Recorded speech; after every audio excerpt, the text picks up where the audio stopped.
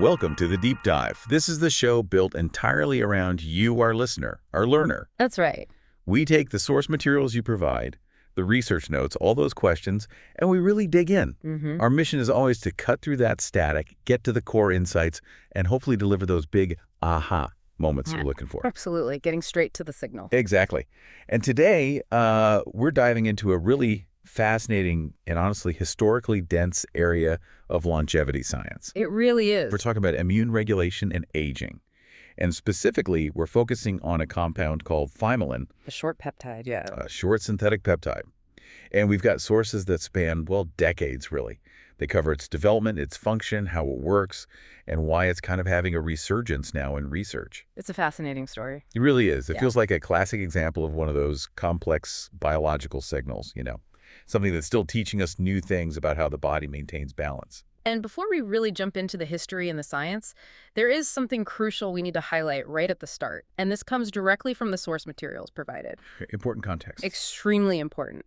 For you, the listener, it's vital to understand that the substances, the products mentioned in the research we're discussing today, including anything potentially linked to suppliers like power peptides, these are strictly, and I mean strictly, for research purposes only. Right, not for personal use. Explicitly not for human consumption. The sources are very clear on this. These aren't approved drugs. They aren't supplements. So we're analyzing the science, the research potential, not suggesting anyone use these things. Precisely. That distinction sets the boundary for our entire conversation. It's about understanding the research, not endorsement. Got it. A critical safety and regulatory point. Okay, with that firmly established, let's get into the molecule itself. Thymalin. What exactly is it, and why, given it popped up back in the 1970s, is it still generating so much scientific interest today? Well, let's start with the basics. Scientifically, Thymalin is defined as a short synthetic peptide. Short being the key word there. Very much so. But what really makes it interesting isn't just its chemical structure, it's where its natural counterpart comes from.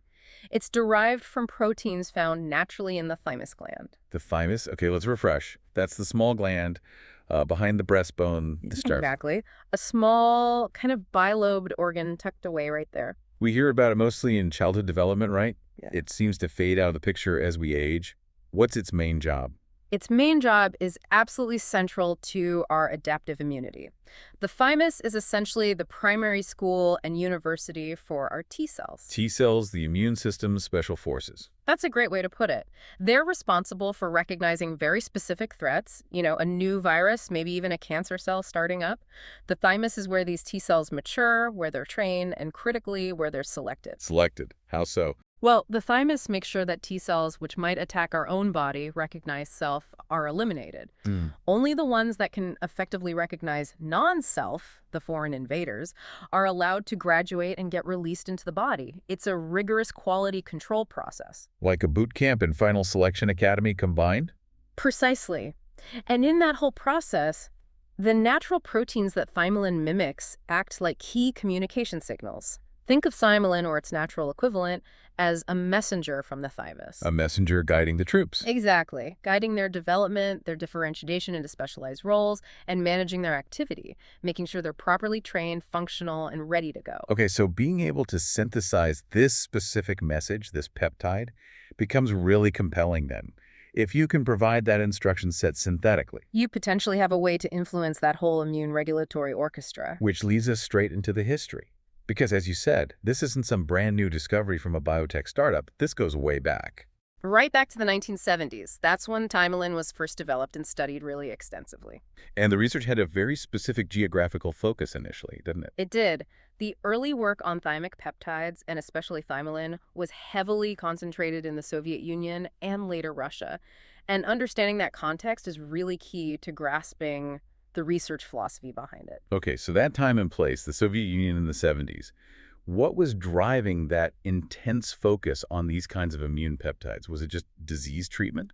The sources suggest it was broader than that. It seems to have been part of a larger, maybe even state-level strategic interest. They weren't just looking for a cure for illness X or Y. More foundational. Yes, they were exploring ways to enhance overall human resilience, improve how people adapt to really challenging environments, think extreme cold, high-stress jobs, and ultimately extend the healthy, productive lifespan of the population. Wow, okay. So a push for what they might have called enhanced human capacity. That concept seems to fit, yes.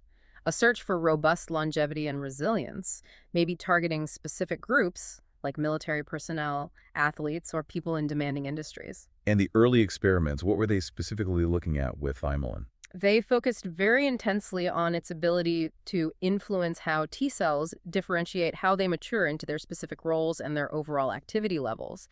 They were trying to see if they could chemically bolster the immune system's foundation, particularly when it was under stress or showing signs of premature decline.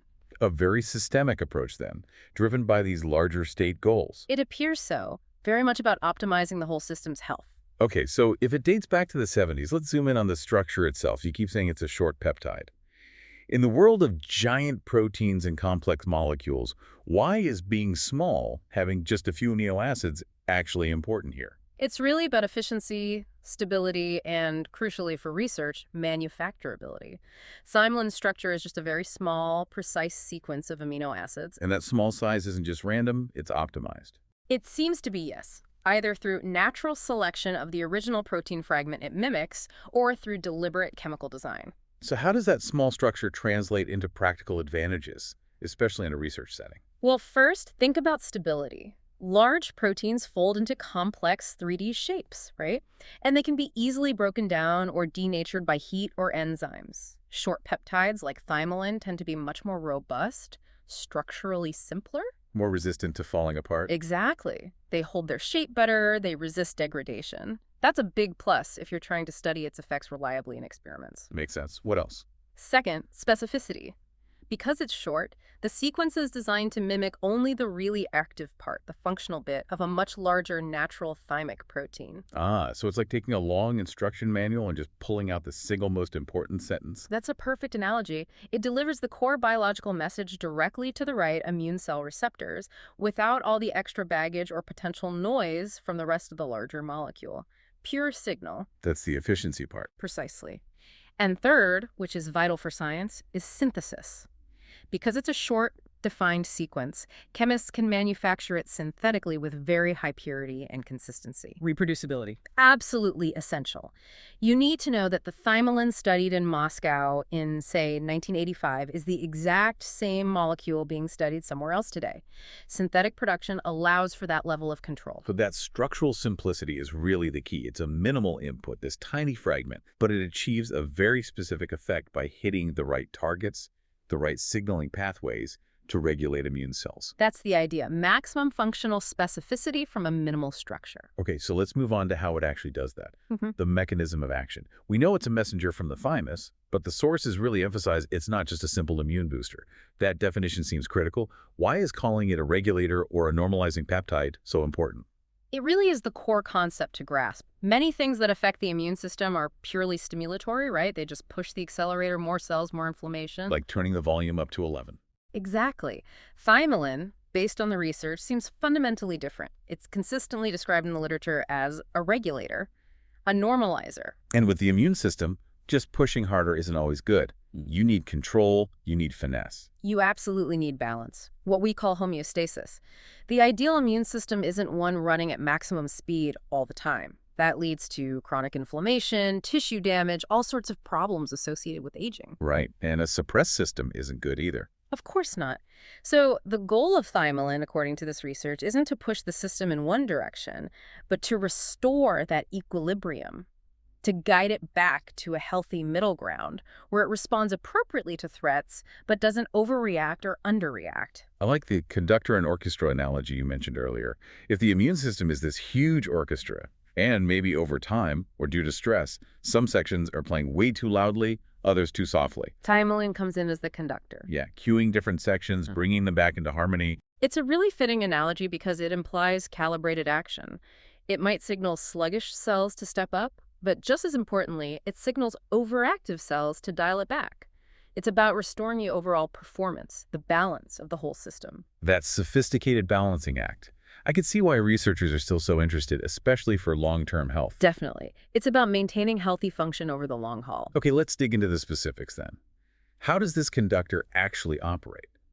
The sources outline a few key research mechanisms. The first one goes back to the training ground, T-cell differentiation. Right, this is fundamental. The studies strongly suggest Thymalin influences how those initial immature immune cells, the progenitor cells, actually mature into specialized functional T cells within the thymus. So it's not just about cranking out more T-cells, it's about shaping what kind of T-cells are made. Precisely. It's about quality control and ensuring the right proportions.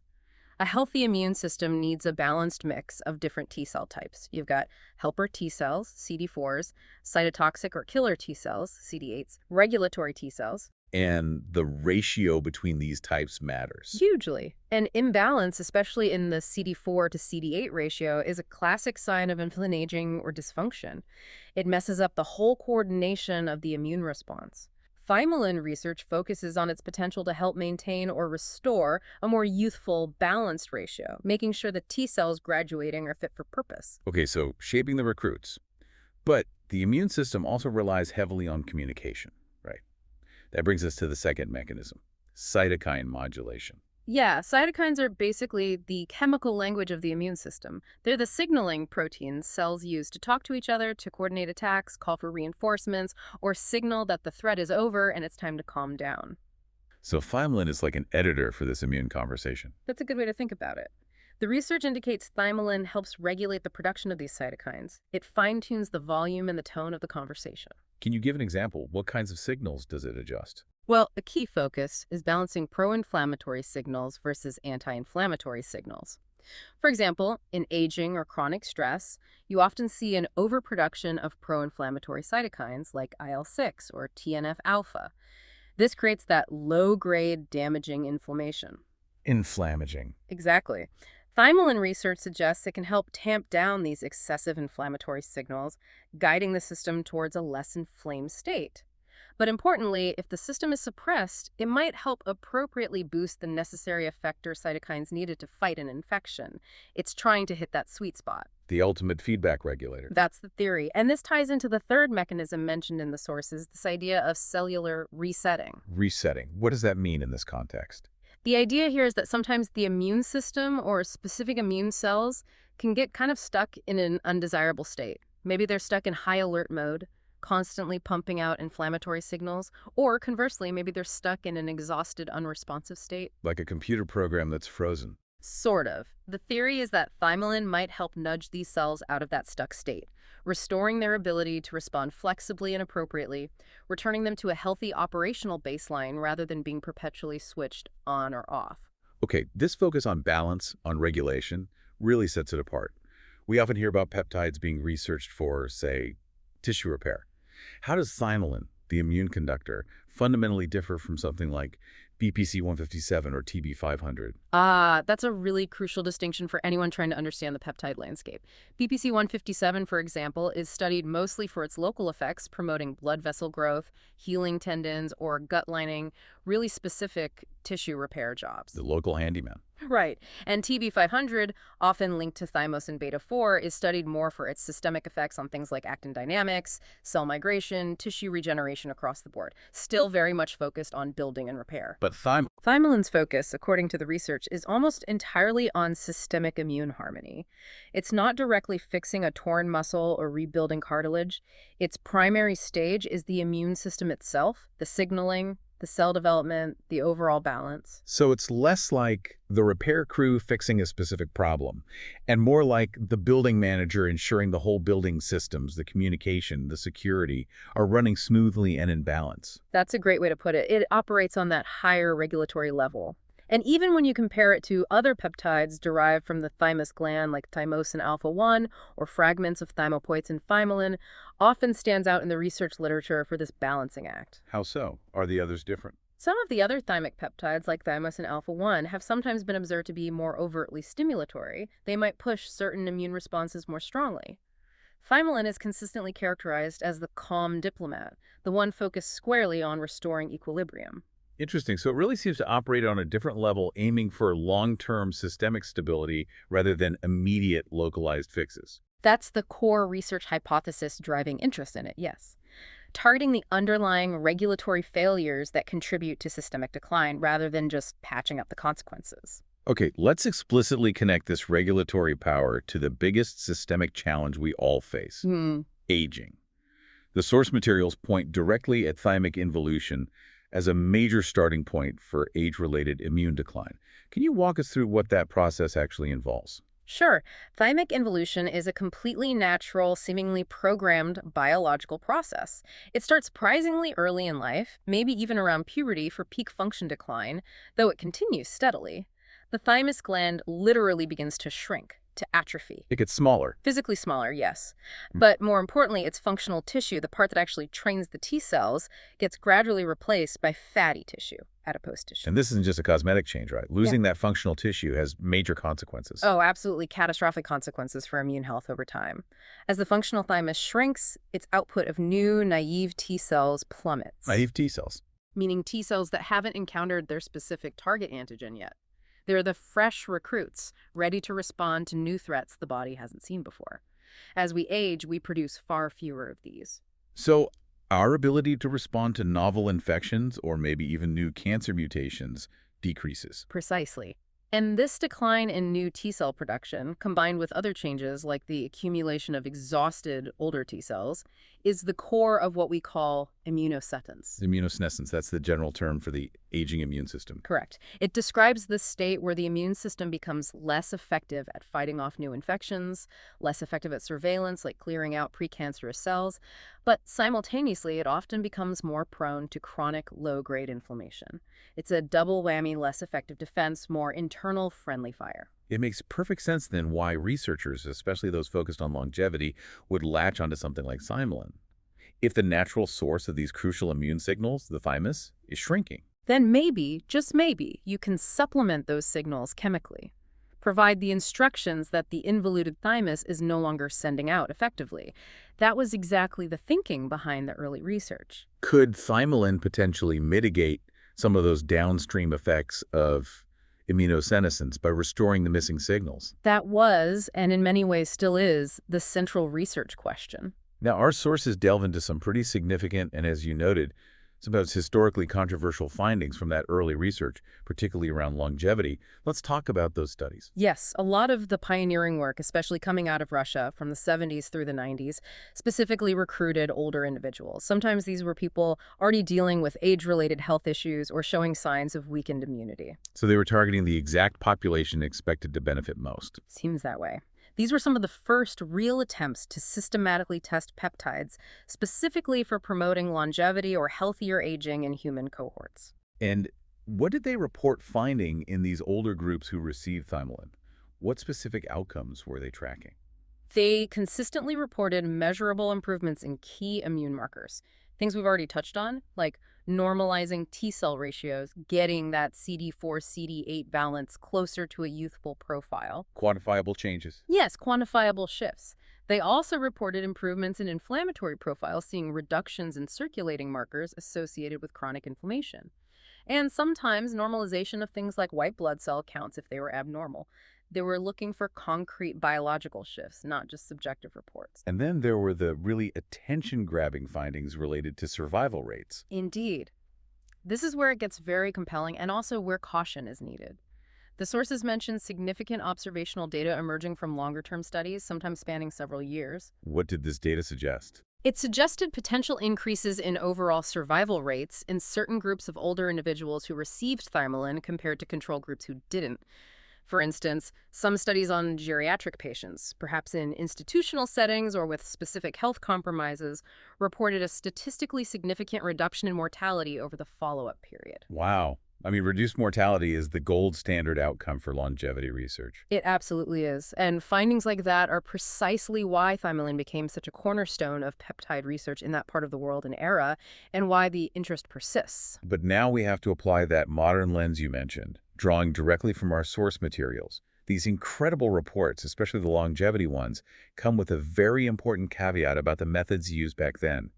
Why do scientists today look at these potentially groundbreaking results with a degree of caution? That caution is really necessary, and it stems from how much clinical trial methodology has evolved.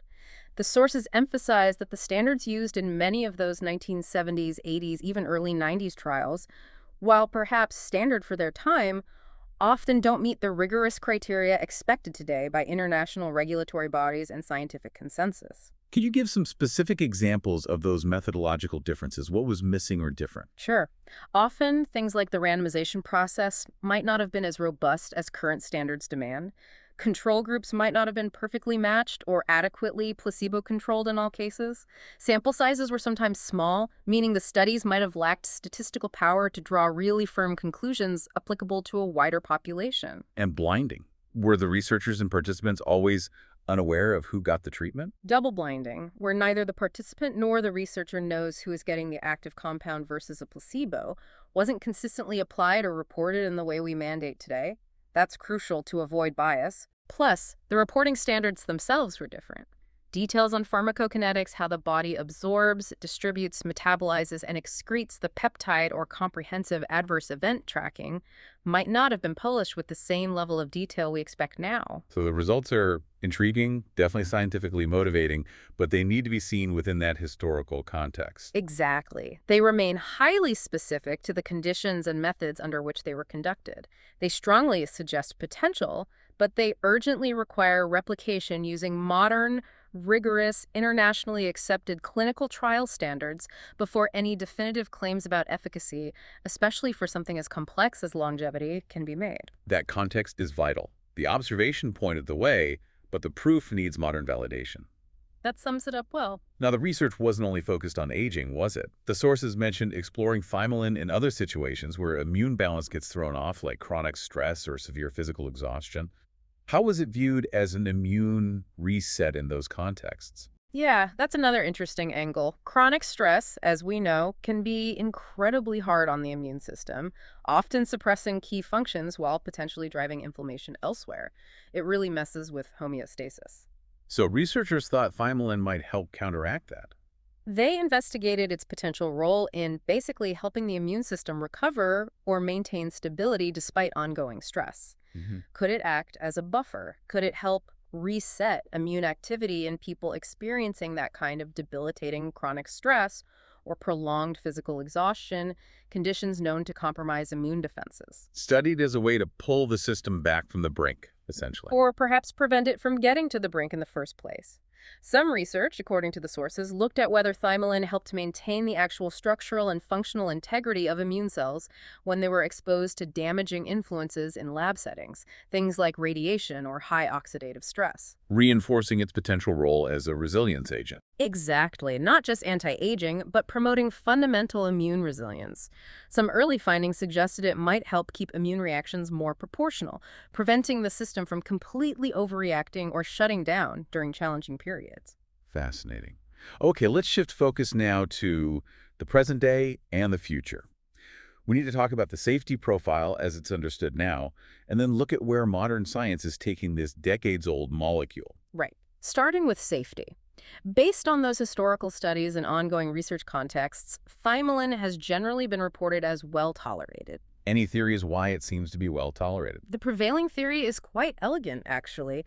Because it's mimicking a fragment of a protein naturally produced by the thymus, the body essentially recognizes it. It's like hearing a familiar dialect of its own language. So it doesn't trigger a strong foreign reaction. That's the idea. It's thought to be processed relatively smoothly by the body's existing pathways for handling peptides, without typically causing significant immune reactions or toxicity, at least in the context studied. But that comes with the same caveat as the efficacy data, right? Yeah. About modern standards. Absolutely. We have to reiterate that point from the sources. While historical and anecdotal reports suggest good tolerance, comprehensive safety evaluations under current international regulatory standards, think FDA, EMA guidelines, are limited. So more work needed there too. Definitely. Rigorous long-term safety studies conducted according to modern protocols are needed to really confirm its safety profile definitively. All the current understanding is based on observations within controlled research environments, not widespread clinical use. Understood.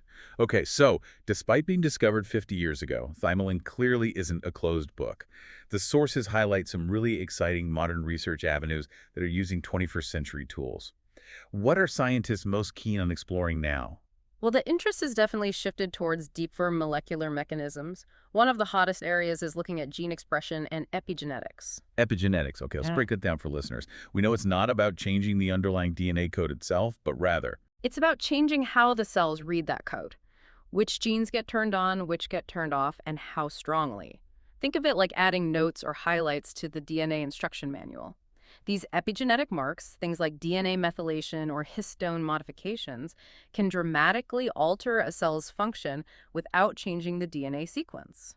and why is looking at Thymalin's effect on epigenetics so potentially profound for immune aging? Because epigenetic patterns change significantly as we age, and these changes are thought to be major drivers of cellular aging, including immunosenescence. Immune cells can accumulate unfavorable epigenetic signatures over time that lock them into dysfunctional states, maybe perpetually inflammatory or unable to activate properly. So if Thymalin could influence these epigenetic marks, It suggests a much deeper level of regulation. It wouldn't just be temporarily adjusting cell activity for a few hours or days. It might be helping to actually reset the long-term programming of immune cells, potentially influencing the epigenetic age of the immune system itself, or guiding the development of new immune cells down a healthier path. wow, that's moving beyond just managing symptoms to potentially influencing the underlying aging process at a molecular level. That's the exciting possibility driving this line of research. Yes, Right. it's a much more fundamental intervention than just, say, boosting T cell numbers temporarily. And other modern avenues follow this theme of looking at deeper aging processes. They do. Researchers are also keenly interested in tracking how Thymalin influences specific aging biomarkers. These are measurable molecular signs, maybe telomere length, maybe specific patterns of inflammatory proteins, maybe those epigenetic clocks themselves that scientists use to estimate someone's biological age, which can differ significantly from their chronological age. So can Thymalin actually make immune cells biologically younger, according to these markers? That's the question they're asking. Can it shift these biomarkers in a favorable direction? What about using it with other approaches? That's another major area. Combination therapies.